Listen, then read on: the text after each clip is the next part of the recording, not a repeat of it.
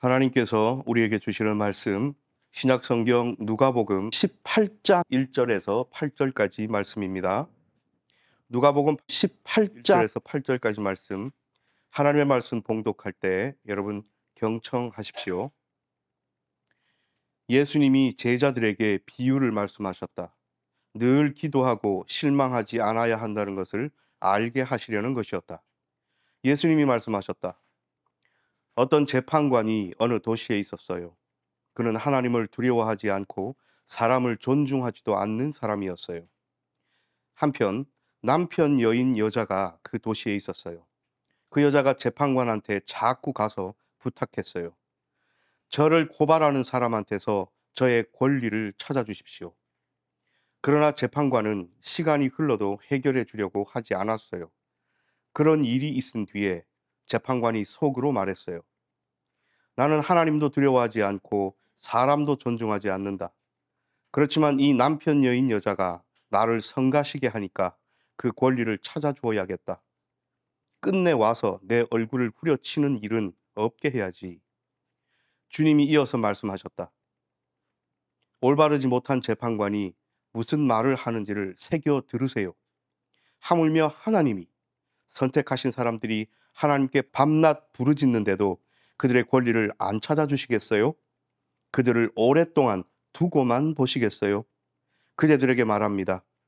그들의 권리를 빨리 찾아주실 겁니다. 그러나 인자가 올 때 과연 땅에서 이 믿음을 찾아내게 될까요? 아멘. 이 말씀을 통하여 은혜 주실 줄 믿습니다. 아멘. 할렐루야. 아멘. 오늘 하나님께서 누가복음 말씀 주셨고요. 우리에게 익숙한 말씀, 예전에는 우리가 이 말씀을 불의한 재판관, 과부 이렇게 이야기했었는데 조금 순화해서 남편 여인으로 이제 등장을 합니다. 우리가 말씀을 구약이든 신약이든 접하고 읽으면서 나도 모르게 때로는 자기 입장에 맞춰서, 이걸 조금 다른 말로 하면 자의적 해석이라 그러죠. 혹은 자기 입장에 맞춰서 자기가 생각하고 싶은 대로, 더 나아가서는 개인에게 이롭게 해석하려는 경향이 있습니다. 오늘 말씀도 그렇게 오해받는 말씀 중의 하나입니다. 왜 그러냐면 우리가 이 말씀에 대해서 잘 알아요. 그래서 끈질기게 기도하고 기도한 다음 응답이 없다 해서 낙심하지 말아야 될 것을 가르치신다고 오늘 우리가 읽은 1절 말씀에 예수님께서 친히 이야기를 하시잖아요. 늘 기도하고 실망하지 않아야 한다는 것을 알게 하시려고 비유로 말씀하셨다. 그럼 우리는 이 말씀만 듣고 힘을 얻습니다. 어떤 힘을 얻냐면 어떤 기도든 내가 바라고 간구하고 가지고 있는 기도의 제목이면 끝까지 될 때까지 기도해서 쟁취해야 된다. 하나님이 언젠가는 이루어 주신다 라고 자의적으로 해석하는 경향이 없지 않아 있단 말이지요. 왜 이 말씀을 강조하냐면 우리는 이 1절 말씀에 예수님께서 왜 이 이야기를 비유로 들어서 말씀하시는지를 8절로 가야 더 자세하게 알 수 있고, 이 8절은 앞서 17장 뒷부분과 연계되었을 때의 전체의 맥락을 알 수가 있습니다. 8절 보십시다. 그들에게 말합니다. 그들의 권리를 빨리 찾아주실 겁니다. 그러나 인자가 올 때 과연 땅에서 이 믿음을 찾아내게 될까요?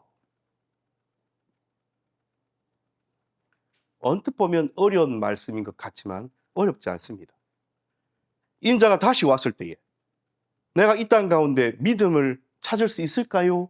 라고 물으신다면 그렇게 묻는 분의 마음은 믿음을 보고 싶으시단 말입니까? 믿음을 안 봐도 된다는 말씀입니까?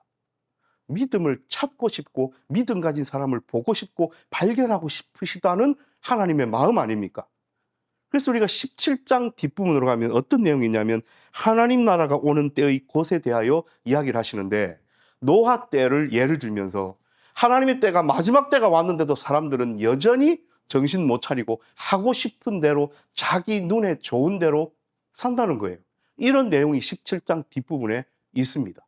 그러므로 우리가 오늘 읽은 누가복음 18장의 1절부터 8절까지의 말씀은 개인의 기도를 간구를 내가 하고 싶고 되고 싶고 가지고 싶은 어떤 것이든지 간에 실망하지 않고 끝까지 간구해서 하나님 앞에 기도하여 쟁취해야 된다는 말씀이 아니라 앞으로 있을 일들에 대하여 낙심하고 실망한 일들이 많이 있을 건데 그럼에도 불구하고 힘 빠지지 말고 믿음 놓치지 말고 끝까지 하나님 앞에서 견고하게 살아라 하는 것을 누구에게요? 제자들에게 말씀하시는 이야기임을 우리는 먼저 마음속에 가져야 합니다. 오늘 비유로 말씀하셨습니다. 예수님은 늘 비유로 말씀하시는 것을 좋아하셨죠. 그래서 깨달을 마음이 있고 성령 하나님의 조명을 받은 사람은 깨달으라는 겁니다. 똑같은 말씀을 듣고도 거부한다거나 그 말씀을 이해하고 해석하고 순종하여 겸손하게 받아들일 성령 하나님의 능력이 속에 없는 사람들은 예수님을 적으로 돌리는 그런 일들이 예수님 당시에도 있었지 않습니까? 그래서 오늘 제자들에게 비유로 말씀하십니다. 어느 도시에 재판관이 있었습니다. 이 재판관의 특징이 두 가지가 나옵니다. 첫 번째로 하나님을 두려워하지 않고 두 번째로 사람을 존중하지 않아요. 왜 그렇습니까? 자기가 최고로 높은 거예요. 자기가 가지고 누리고 행하고 있는 이 모든 일들에 자만심, 자신감이 가득 차 있는 사람입니다. 다시 바꾸어 말하면 누군가의 눈치를 보고 재판하지 않는다는 거예요. 자기의 주관이 뚜렷해요. 그 주관에 누군가가 감나라 배나라 할 수 없어요. 심지어 하나님조차도 이 사람에게는 그렇게 할 수 없어요. 하나님의 능력이 모자라서 하나님이 할 수 없다는 것이 아니라 이 사람이 받질 않아요. 이것을 이렇게 표현하는 겁니다. 하나님을 두려워하지 않고 사람을 존중하지 않는다. 이 사람은 자기 생각대로 재판하는 재판관입니다. 한편 두 번째 등장인물이 나오는데요. 남편 여인이 나옵니다. 남편을 잃었습니다. 아마 경제적인 일과 결부되어 있을 겁니다. 남편을 잃어서 유산을 받았는데 남편의 친족 중이나 그 유산을 이렇게 받을 수 있다는 가능성이 있는 사람이 이 여인에게서 그것을 뺏어 가려고 하는 것 같아요. 그러면 이 여인은 앞으로의 삶이 보장되지 않습니다. 그래서 자신의 권리를 찾고 싶어요. 왜냐하면 생사가 걸린 문제예요. 그래서 이것을 해결해 줄 수 있는 분, 이것을 결정해 줄 수 있는 분은 재판관밖에 없습니다. 그래서 이 재판관을 찾아갑니다. 저를 고발하는 사람한테서 저의 권리를 찾아주십시오. 그런데 시간이 흘러도 이 재판관은 해결해 주지 않습니다. 어떤 일들이 작동했겠죠, 속에서. 이 남편 여인을 존중하거나 소중히 여기지 않았다거나 자기가 처리해야 될 많은 일들 중에 우선순위에서 밀렸다거나 어쨌든 이 재판관은 한쪽으로 제껴두었어요. 그런데 이 여인에게는 이 일이 어떤 일이라고요? 생사가 걸린 일이에요. 그래서 끝까지 가서 자신의 이 문제를 해결해 달라고 자신의 권리를 찾아달라고 이야기를 합니다.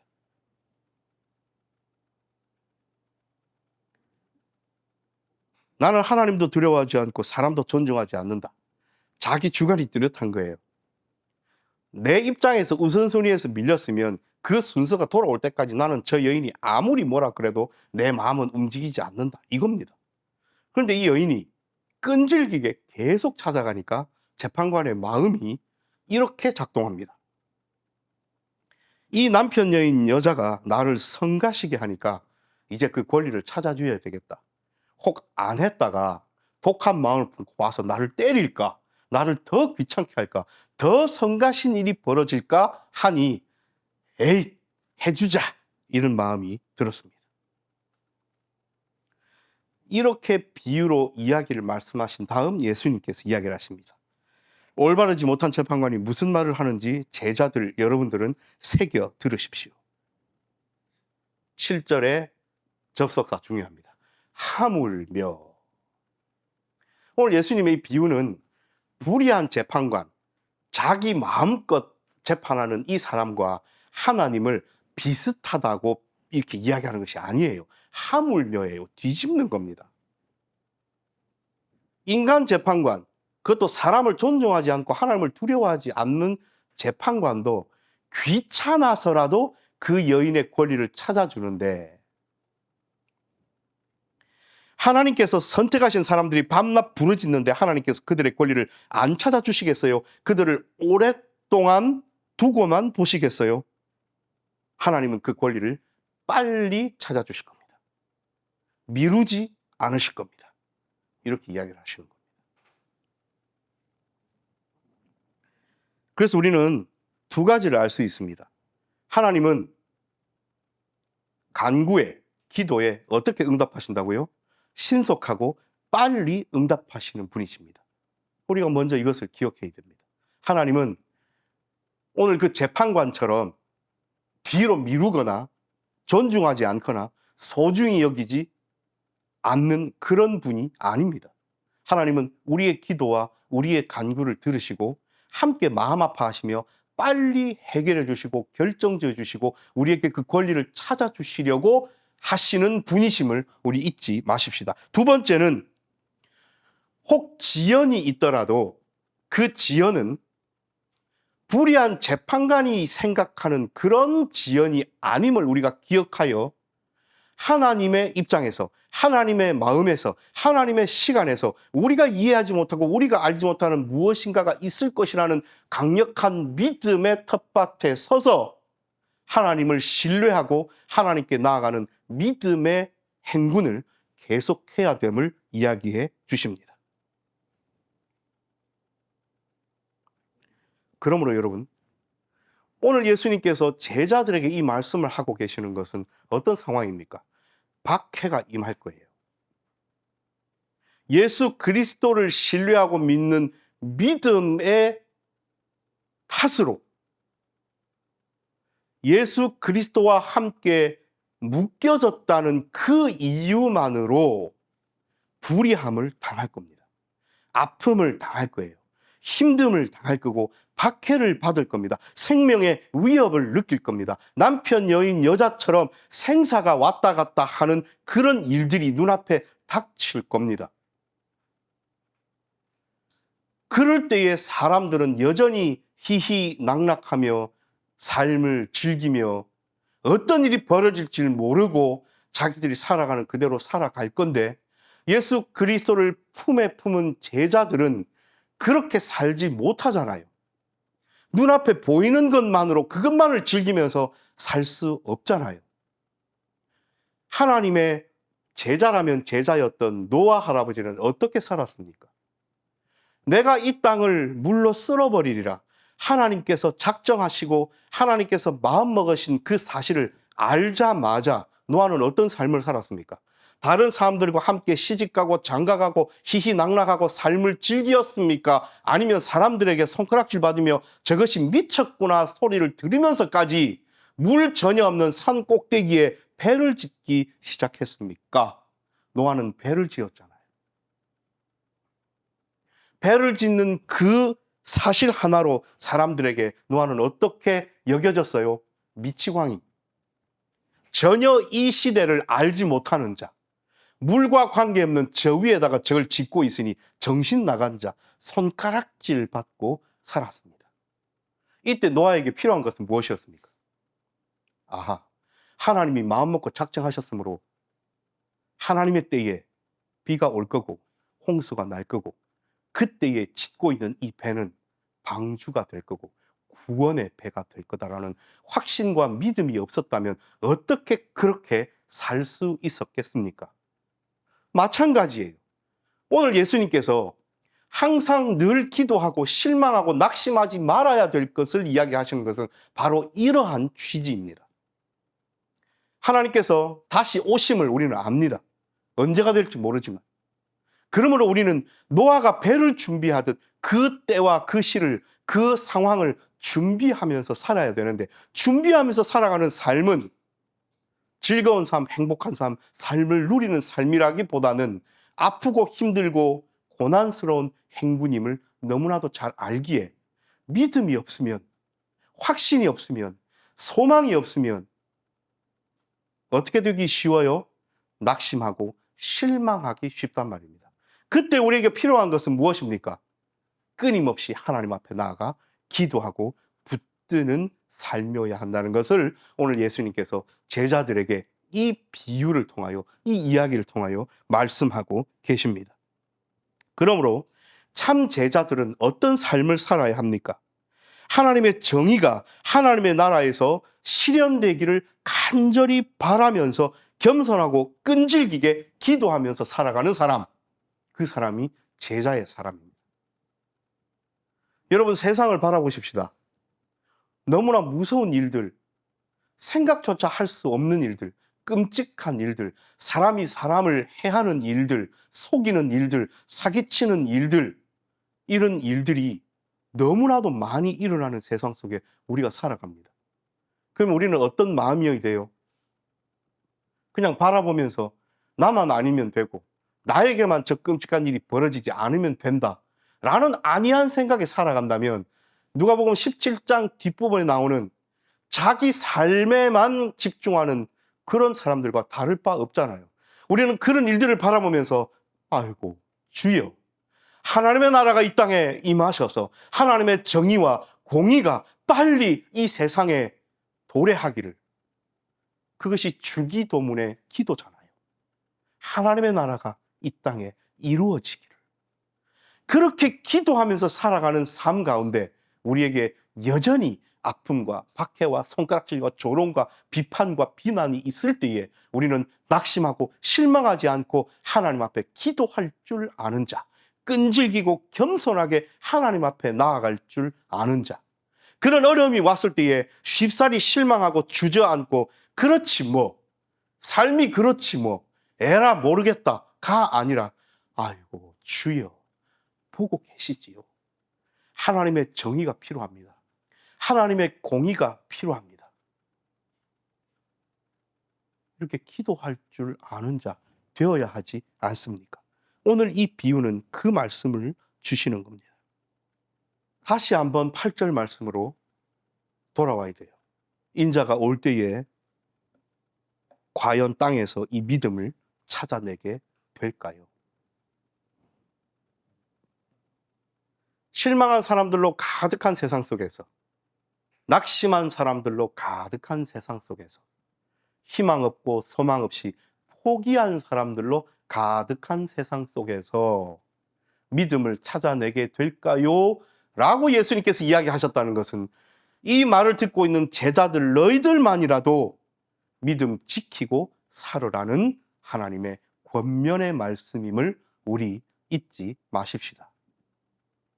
이렇게 궁극적이고 큰 말씀이 우리에게 다가옴에도 불구하고 우리는 삶을 살아가면서 작은 일들, 내 삶에 닥치는 어떤 상황들, 아픔들, 어려움들, 내 마음을 흔드는 일들, 내 몸의 아픔들, 또 여러 사람들의 말 한마디, 이런 것들로 인하여 상처받고 깨지고 낙심하고 실망하여 주저앉아서 일어나지 못하고 힘나지 못하고 심지어는 믿음을 저버리는 일까지 벌어진다면 오늘 우리는 누가복음 말씀을 다시 한번 새겨 들어야 합니다. 하나님은 하나님을 두려워하지 않고 사람을 존중하지 않는 그 재판관이 아닙니다. 우리 하나님은 우리의 부르짖음에 귀 기울이고 계십니다. 우리 하나님은 우리의 간구에 귀 기울이고 계십니다. 하나님은 무슨 수를 써서라도 속히 우리의 그 간구에 응답하시려고, 그러므로 제자된 자로서 살아가는 우리의 삶이 하나님 앞에서의 삶이라면 우리는 끊임없이 끝없이 하나님 앞에 바로 서야 합니다. 오늘 제목이 누가 해결할 것인가? 누가 결정할 것인가? 입니다. 불의한 재판관은 남편 여인의 권리를 되찾아 줄 수 있는 능력이 있었죠. 그 능력 가진 사람이 이를 뒤로 미루었을 때에 그 여인이 가졌을 아픔과 실망스러움과 낙심을 한번 생각해 보십시오. 우리 하나님은 결단코 그러시지 않습니다. 그래서 오늘 우리에게 믿음을 주십니다. 그래서 오늘 우리에게 확신을 주십니다. 그래서 오늘 우리에게 이 힘들고 아프고 정의롭지 못하고 공의롭지 못한 이 세상을 살아가는 우리의 발걸음 앞에 확신을 주시고 해결을 주시고 결정을 주십니다. 이미 하나님은 이 방망이로 두드리셨어요. 우리는 그렇게 판결받고 그렇게 권리를 다시 찾은 사람들입니다. 그런데 우리의 삶 가운데 그렇게 권리를 되찾았음에도 불구하고 여전히 낙심하고 믿음 없이 확신 가지지 못하고 살아가는 삶의 부분들이 있다면 이 얼마나 이율배반적이고 앞뒤가 맞지 않고 말이 되지 않는 이야기입니까? 마치 그것은 이미 재판관이 그 권리를 남편 여인에게 찾아주어서 이미 여인은 그 모든 권리를 되찾아서 이제 먹고 살만한데 계속 다시 와서 나는 그 판결을 믿지 못하겠다. 나는 그 두드림을 믿지 못하겠다. 계속해서 해달라 그러면 재판관 입장에서는 이 여인은 뭐지? 도대체 이 여인은 뭘 내게 바라는 거지? 도대체 이 얘기는 뭐지? 하고 의아해할 것 아닙니까? 그러므로 우리 그렇게 살지 마십시다. 확신 속에 소망 가지고 살아가십시다. 그리고 내 삶에만 집중하고 내 앞에 벌어지는 일들에만 집중하는 이 삶의 지평을 넓혀서 세상을 바라보면서 아까도 함께 나누었지만 하나님의 공의가 필요한 곳, 하나님의 정의가 필요한 곳, 하나님의 선대심이 필요한 것이 우리 눈에 띄면 여지없이 기도하십시다. 하나님의 정의와 공의가 이 땅 가운데 내게 임하였듯이 하나님 이 땅 가운데 속히 오시옵소서. 이렇게 바라고 기도할 줄 아는 자 얼마나 큰 사람이며 얼마나 예수 그리스도의 제자다운 사람의 기도입니까? 그러니 하나님 이것 주십시오, 이것 해결해 주십시오, 이렇게 되게 해 주십시오라고 내 삶의 좋은 것들만 기도하는 그 지평에서 이제는 벗어나 그런 어린아이와 같은 신앙에서 벗어나 하나님의 정의와 공의를 바라며 하나님 앞에 기도할 줄 아는 자, 함께 눈물 흘릴 줄 아는 자, 이 세상을 바라보면서 함께 가슴 아파할 줄 아는 자, 이 모든 해결책은, 이 결정권은 하나님께 있음을 인정하며 하나님께 그 능력을 행하십시오 라고 간구할 줄 아는 자, 그런 자가 되라고 오늘 예수님께서 제자들에게 그리고 우리에게 누가복음 18장의 말씀을 주셨음을 우리 잊지 마십시다. 사랑하는 여러분, 하나님께서 이 한 주간 동안, 이 한 주간이 얼마나 귀한 주간인 줄 아십니까? 반석이 빛된 교회가 세워진 지 만 3년이 되는 귀한 주간입니다. 이때에 하나님께서 우리 공동체를, 우리 교회를 하나님의 정의와 공의를 바라며 3년 동안 걸어오게 하셨음을 기억하고 하나님 앞에 그렇게 확신과 믿음 가지고 아픔과 힘듦이 있더라도 하나님의 해결책을 바라며 나아갈 줄 아는 자 누구인가 바라보고 계십니다. 기도합니다.